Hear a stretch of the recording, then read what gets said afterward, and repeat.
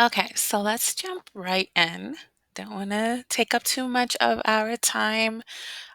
This video, as you saw from the caption, is going to be three different ways that you can help your child learn in any subject area, whether it be math, reading, science, whatever they are struggling with. So the first way could be to break it into smaller parts. The second way is to work for shorter periods of time. And the third way is to make it fun. So there you go. You have it, your three different ways. If that's all you needed, you can go ahead and log off of this video. Thank you so much for watching. If not, you need some more information, I'm going to go ahead and break those three points down into more detail. So here we go. Point number one, break it into smaller parts.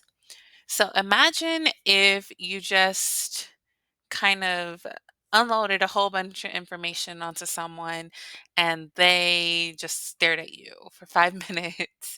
Um, or someone did that to you. They unloaded a whole bunch of information. You were just sitting there, just listening. How would you feel? Well, that's probably how a child feels when they are first learning something and you're unloading a whole bunch of information onto them. So the point is that um, we do everything in small steps. So shouldn't we do, why shouldn't we teach and learn in the same types of ways? Any task can be broken down into simpler steps. If you want your child to read a book, start with learning the names and sounds of the letter. Don't just give them the book to start reading. There's a point at which you need to start and work your way up to where you want to get them to. If you want them to be better at math, start with counting simple things like pieces of candy, their fingers, their toes, their toys, anything that they're interested in. Um, you want to start at the beginning and gradually make it more complex. Point number two, we want to work for shorter periods of time. I know that it seems like the more time that we spend doing something, the more we learn it, but that isn't necessarily true, especially when it comes to children and their attention spans. What's important is not the amount of time, but the quality of the time that is spent.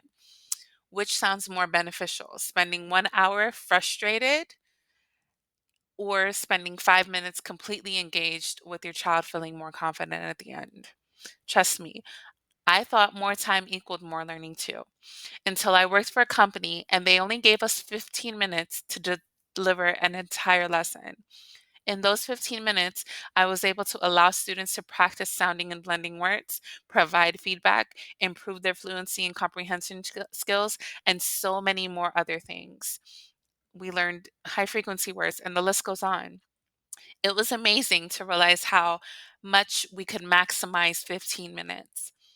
So now I'm a believer. The less time, the better. When you know you have a little bit of time, it leaves you room to figure out ways to maximize that time. So here's a good time frame that I came up for lessons based on based on your student or your child or whoever you're teaching, based on their age. So if you are dealing with a baby to about 5 years old, you want to spend maximum 5 minutes teaching them. If you're dealing with a 5-year old to a 10-year old, you want to deal with them 10 minutes max on a lesson, 10 to 17, 15 minutes max, and then adults, 30 minutes max. Anything pushing over that, you're running the risk of losing that person's attention. That brings me to the last and final strategy. You want to make it fun. I grew up, and I'm sure a lot of us did, in traditional educational settings where you just sit down, be quiet, raise your hand to answer questions, and somehow you learn at the end of it all. Looking back on how anyone survived that process is a miracle. Children are becoming more and more rebellious towards that style of education as the generations pass. And instead of changing with the students, the system is unfortunately punishing them for not conforming. As an educator, I thought it was just the norm until I was invited to teach English in China. Once again, I had to completely reimagine what a lesson would look like, but this time, instead of worrying about time, I had to figure out how to make it fun.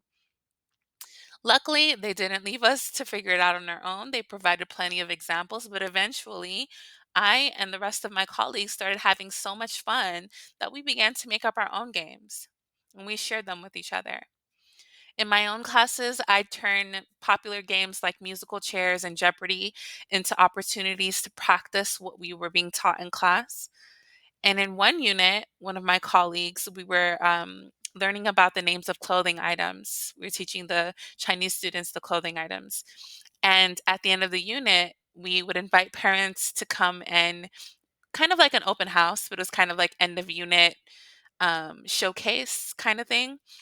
And my colleague came with an idea to do like a fashion show where one of the students acted as the announcer while the other students moseyed down the runway and explained what they were wearing, um, using the vocabulary that they had learned during that unit.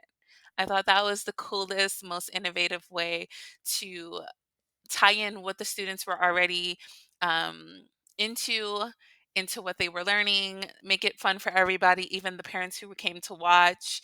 Everybody was fully engaged. It was a super cool lesson. For you, but for you guys at home who probably are not as creative or don't aren't learning those types of things, you can incorporate your child's favorite toys into the learning process. And if they're into video games, there are plenty of games you can design yourself on Roblox to help them.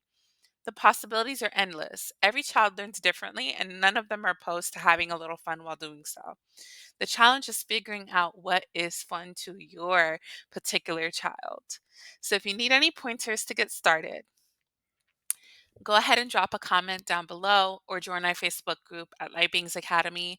And we'll be happy to engage with you and help you out with some of those ideas.